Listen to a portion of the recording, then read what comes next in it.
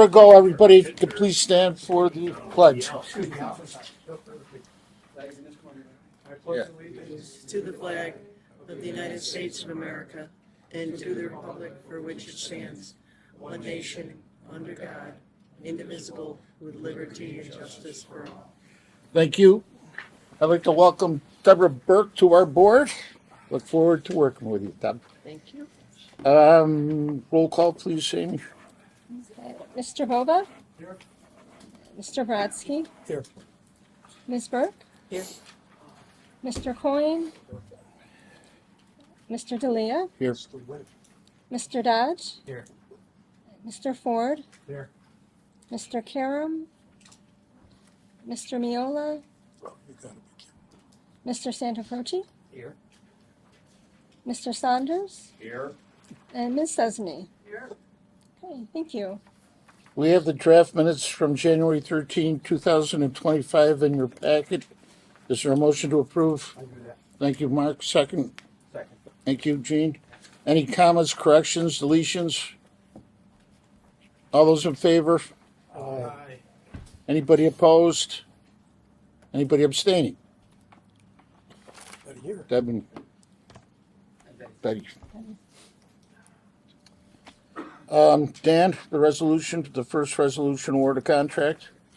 Yep, ready.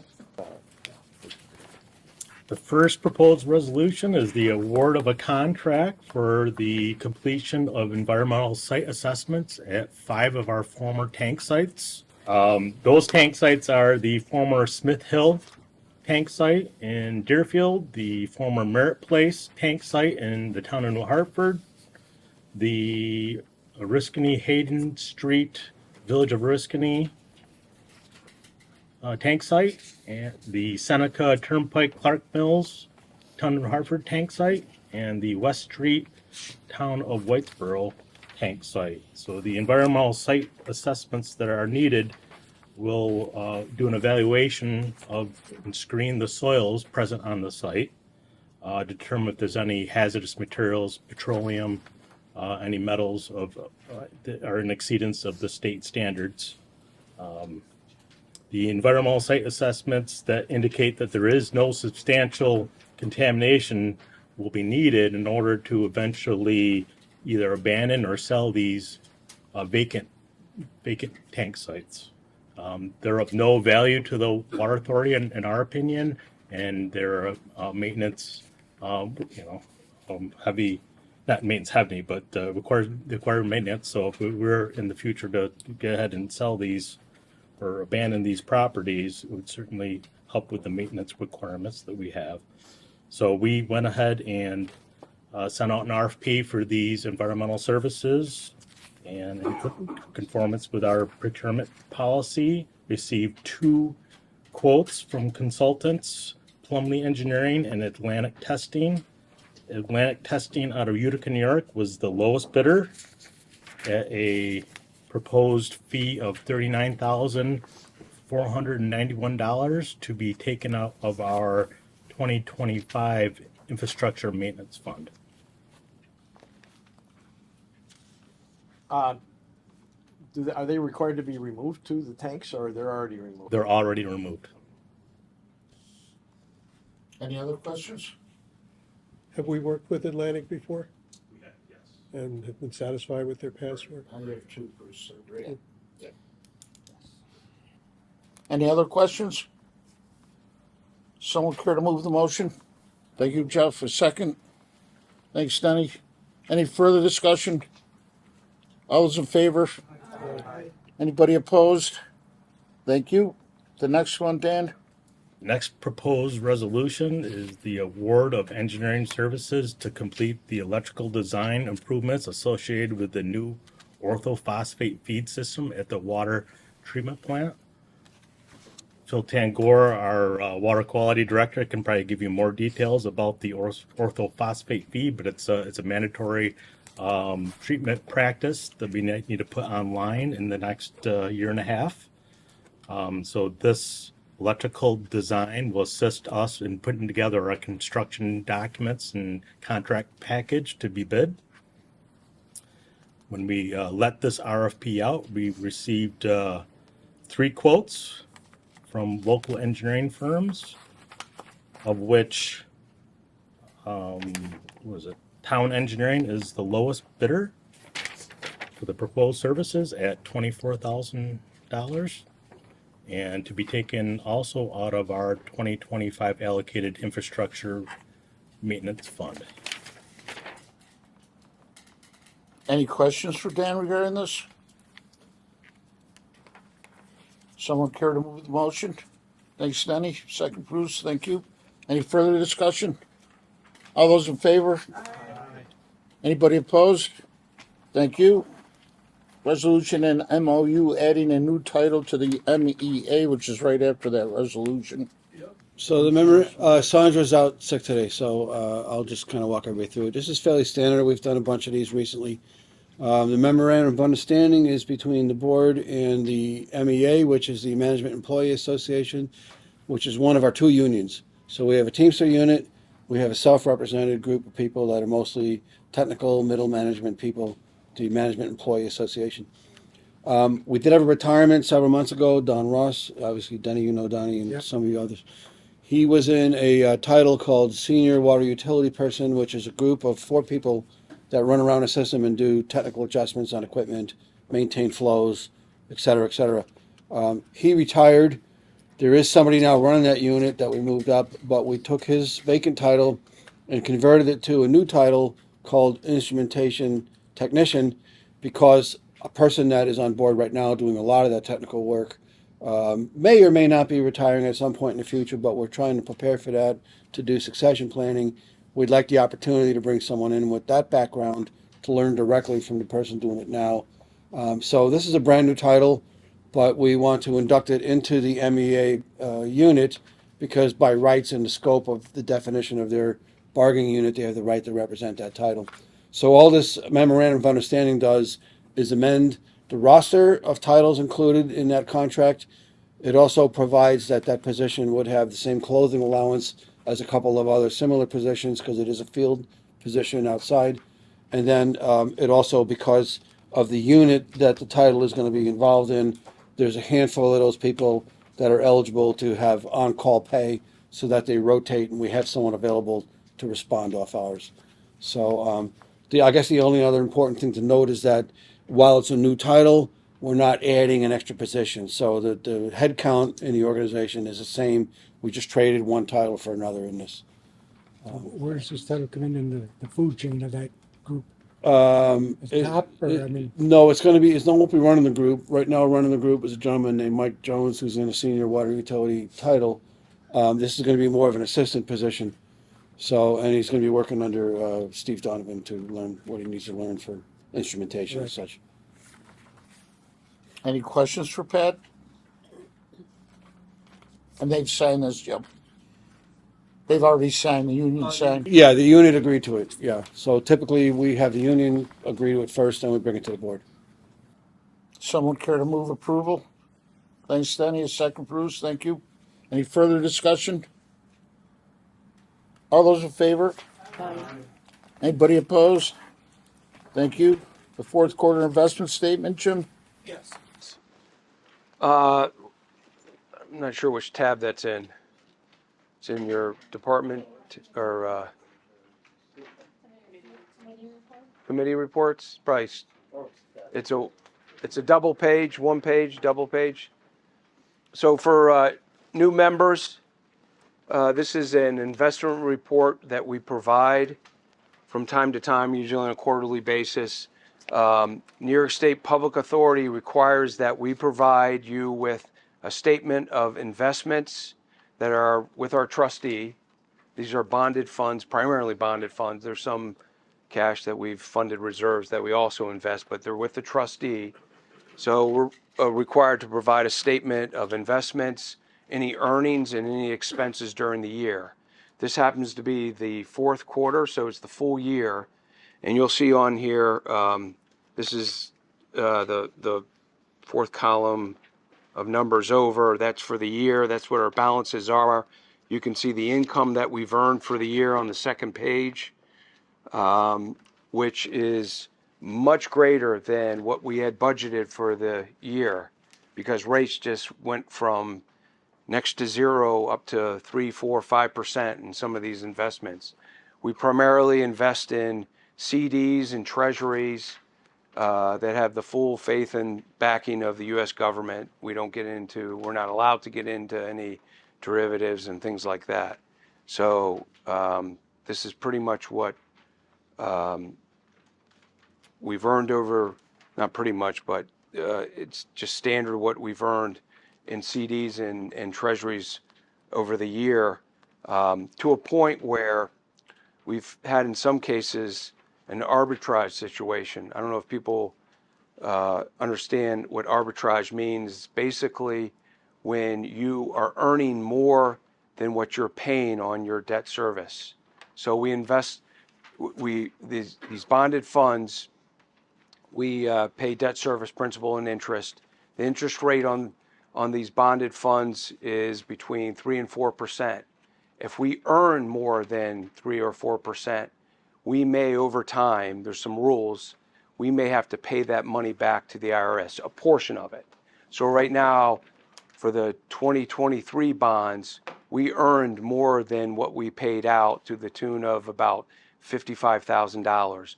We have to set that aside so that in 5 years, if that continues, we may have to pay it back to the IRS. But we're still able to keep the $1 million plus on all the others. So that, it's a good thing that we're earning so much, because there was years when we were earning next to nothing. So we'll deal with it. It's a good problem to have. So again, this is a statement that shows what we did for the year, the expenses we paid out, and things are doing well. And this has continued into the 2025 year. We budgeted a larger amount for interest earnings during the year. So things are going well. Any questions for Jim? A motion to approve the statement? Thank you. A second? Thank you. Any further comments or discussion? All those in favor? Anybody opposed? Thank you. Finance reports? Sorry.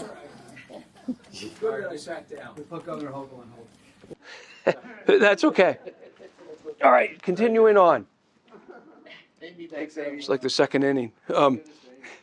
So you have two financial statements, 2 monthly reports.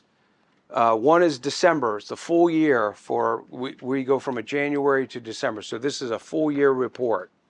Shows our balances as of December 31st. So I'll start with that.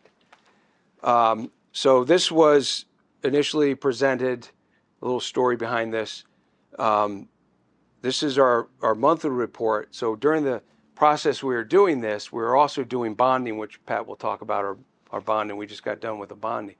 Halfway through, they required that we produce financial statements for the bonding. So we had scrubbed the numbers some more and made some adjustments. We provided a separate statement for them that just had a little more scrubbing of the numbers, I guess. Then we have to deal with an annual audit. So we have gone through all the numbers. Our audit is near ending right now. We have 2 weeks to file that financial statement.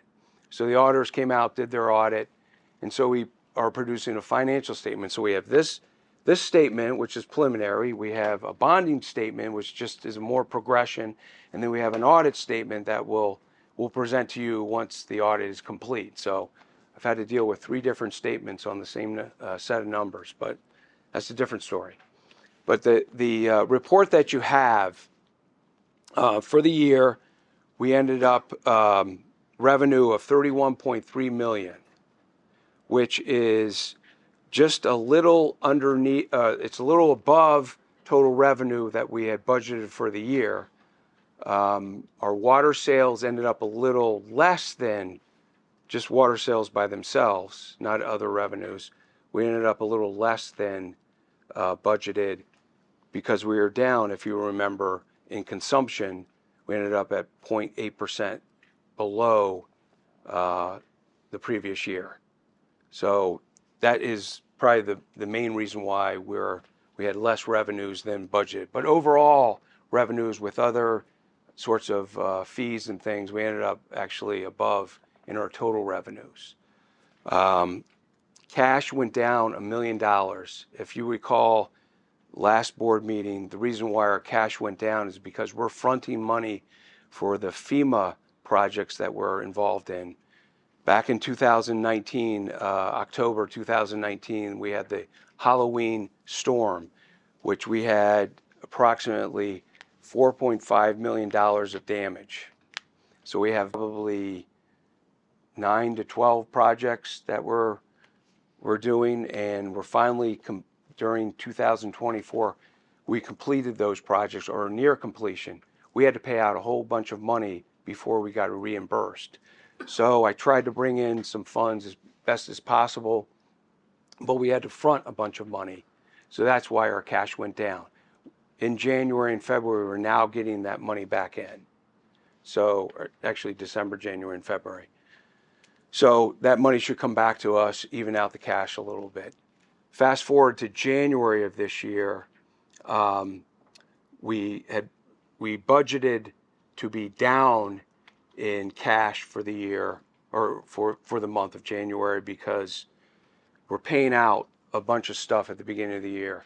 Insurances that we're paying for a full year, renewing of softwares and things like that. So our output of funds is substantial in January and February.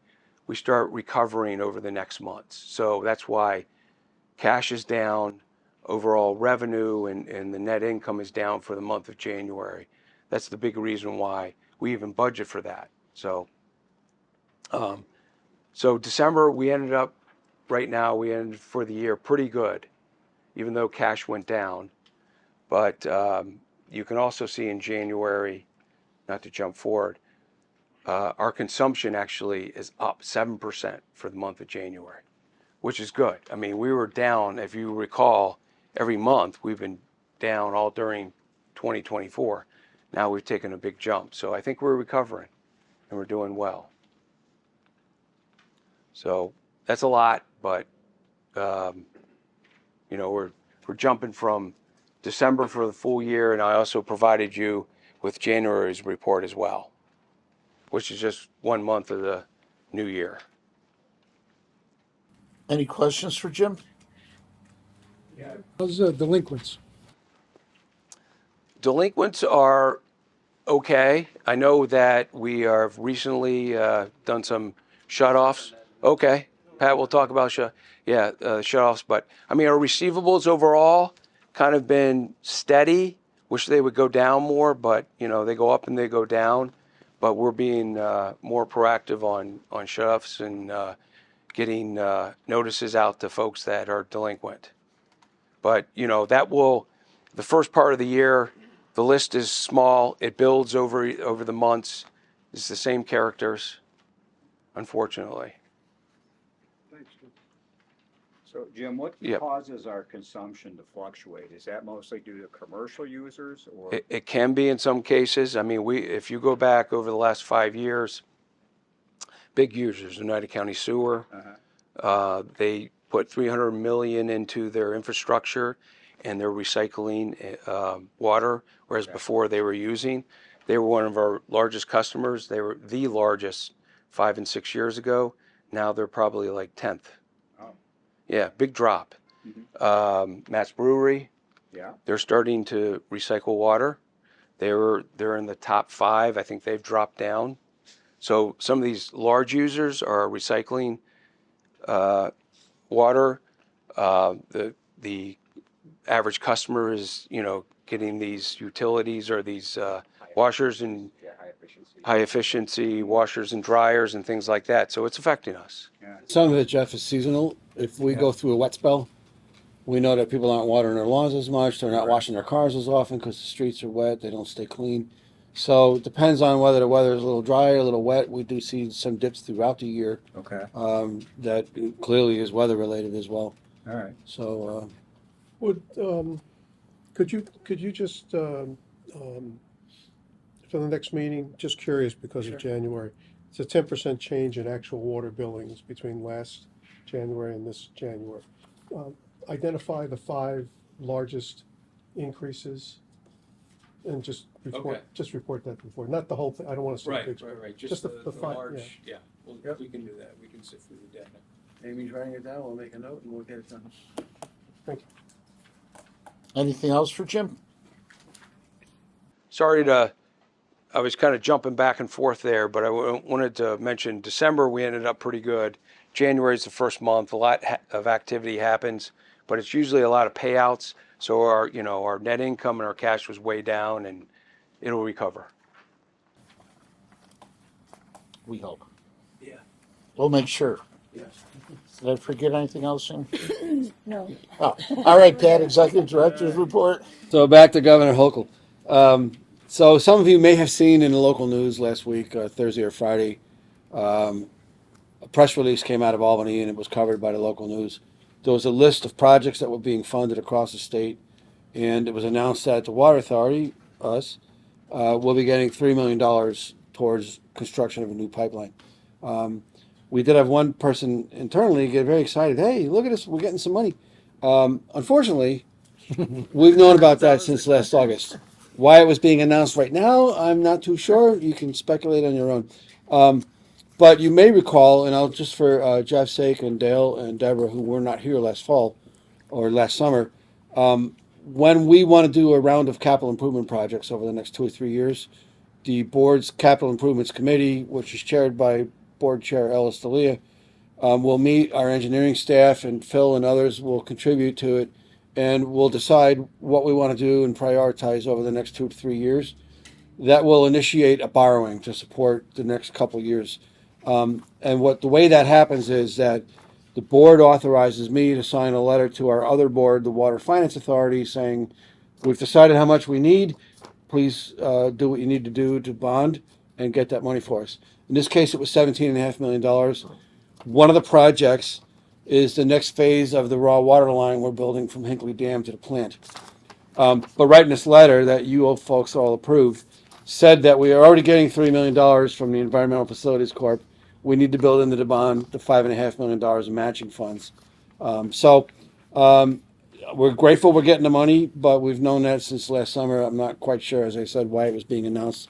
But I just wanted to make sure, in case anybody here saw that announcement, it's not an additional $3 million. But we do apply every round that we can, and every application we can find, we do apply for money. So in the meantime, as Jim mentioned, we just closed on a bond issue last week. Those books, that's called the official statement. Feel free to grab one. If we run out, there's a whole bunch more in Jim's office. So if you're getting low, don't be afraid to take the last one. Yeah. So those bonds just closed as of Thursday afternoon. $17.5 million was put into our construction fund for a variety of projects, including some water main replacements, the next phase of our raw water line, et cetera, et cetera. We did pretty well. Jim sort of alluded to it, but the maturities, or the yields rather, vary with the maturities. They're series bonds, so there are a bunch of staggered maturity dates. In this case, we went out 28 years. The earlier maturity dates, we were right around 2.5%, a little bit above 2.5%. The later maturities going out into the years 26, 27, 28, we're right around 4.5%. So even though interest rates have been pretty high lately, we did pretty good. 2 reasons why. One is they're tax exempt bonds, so the people that buy those bonds don't have to pay income taxes on the interest they earn. So we can therefore get away with lower yields because they're not forfeiting some of that in their income taxes. The other reason is you may know that the stock market has been a little volatile lately, has also nosedived a bit.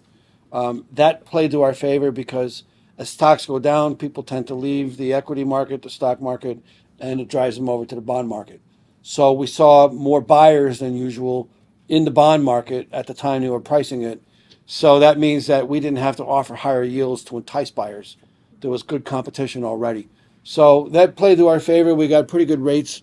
And so we did pretty well. And Dan and his team will be ready to go. We're heading into spring. Construction season is starting. He's all poised to start putting some of this money to use. Jim mentioned that we will do short-term investing of that money that was deposited. We have about a 3-year schedule to draw it down. So maintaining some liquidity, we'll invest them in some staggered short-term investments to maximize the yield that we earn while it's parked there. The one thing different that I'll get into, I'll try not to make this very belabored, but if you can stick with me, the punchline you're going to love. So try to follow me on this. Every time we borrow money, we have to set up an account that's a debt service reserve fund, so that if we were to somehow start missing payments on that particular bond series, in this case it's the 2025 bonds, usually when we're borrowing money, they'll tack on an extra amount, and it's calculated by looking at our total debt service and trying to figure out what we need as a minimum. In this case, it would have been around $1.6 million extra that we would have had to borrow to set up in a reserve fund. And then that money stays there for the duration of these bonds until they're paid off. What the underwriters recommended this time around, and our financial advisors, was that instead of borrowing that money and actually parking it, we got insurance to cover that potential default. They call it a surety bond. And the premiums on that were low. It's a one-time premium. And so we didn't have to borrow more than we needed, which lowers the total debt service.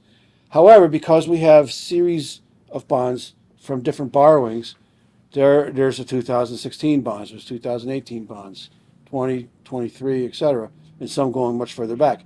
There's still debt service reserve funds sitting with each of those bond issues.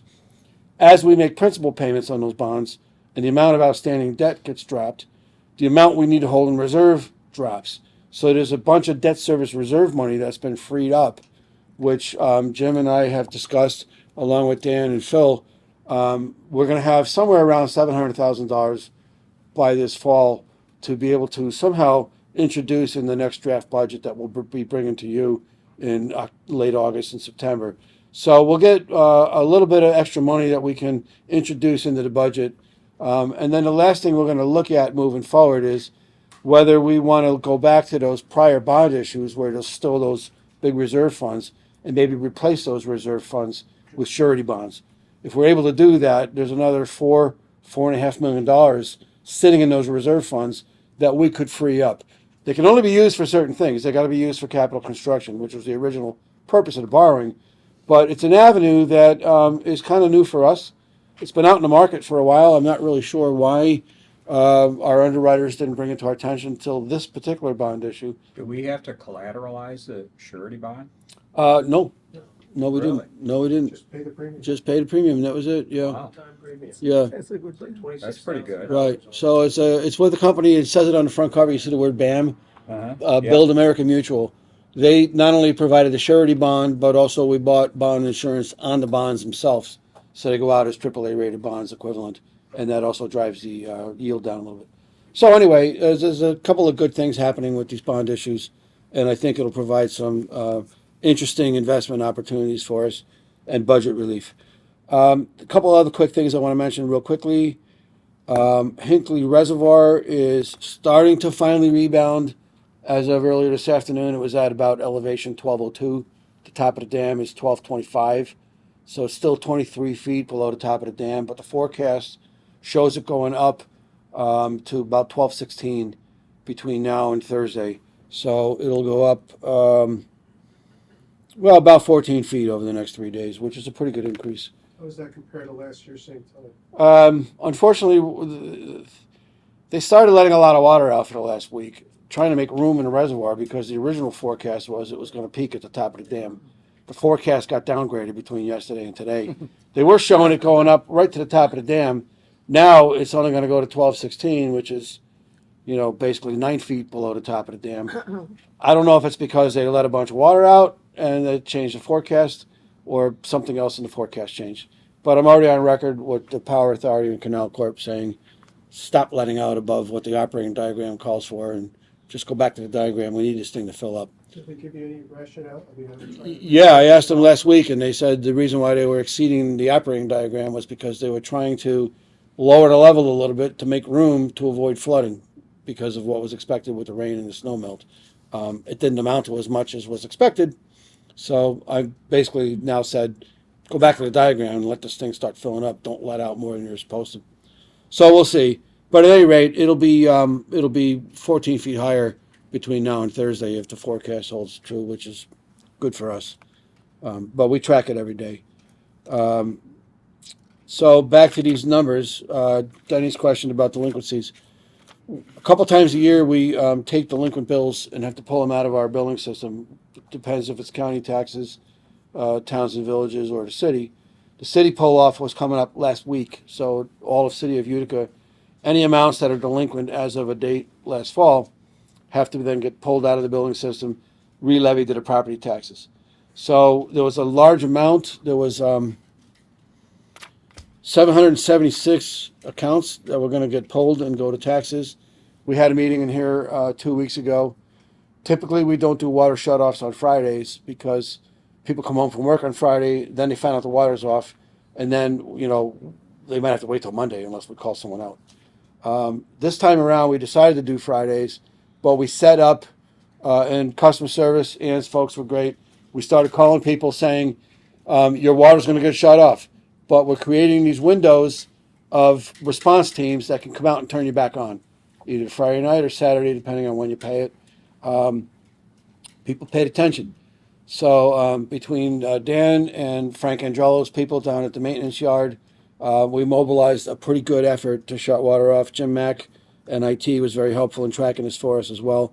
At the time, we had a little over $500,000 that was supposed to get pulled out, $512,000. They reduced that amount in a week to $314,000. So $202,000 in water was driven into the bank in delinquent water charges through this shutoff and all these phone calls that we made. So again, the one-time effort of staying open on a Friday and doing shutoffs and then going back out to be able to turn people on got a great response. How much of the 300,000 are multi-purpose apartment houses? Do you know that, Jim or Ann? We'd have to research that, I guess. Yeah, I don't really know the answer to that. And I don't know how many are homeowners versus landlords, but we can research that. Well, it's not just the homeowners and landlords, it's there's apartment owners out of town that are, I know the city's been going after them as well. I'm just curious about what percentage of those people that didn't care that we turned on for water, and going to taxes, are actually those out of towners. All right, we can research that and find out for you. Yeah, I don't know it off the top of my head, but we did cut it down by 40%. So it was a great effort. Impressive effort. Yeah. Thank you. So yeah, we're very pleased, and all the staff did a great job on that one.